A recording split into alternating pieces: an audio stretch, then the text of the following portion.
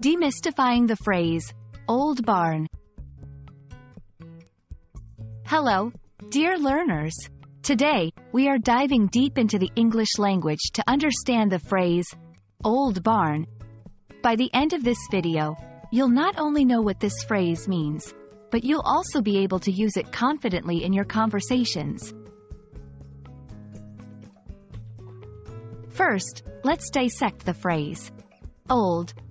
This is an adjective that describes something that has existed for a long time or has a great amount of age. Barn.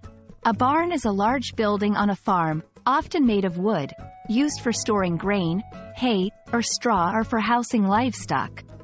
Together, old barn simply refers to a barn that has been around for a long time. It might be weathered, with signs of wear and tear, and possibly carries historical or sentimental significance. The phrase, old barn, can be used literally or metaphorically. 1. Literal use. The old barn at the corner of the farm has been standing there for over a century. 2. Metaphorical use. Sometimes, people might refer to an old place or even an old institution as an old barn. For instance, that cinema hall? It's an old barn but has the best popcorn in town.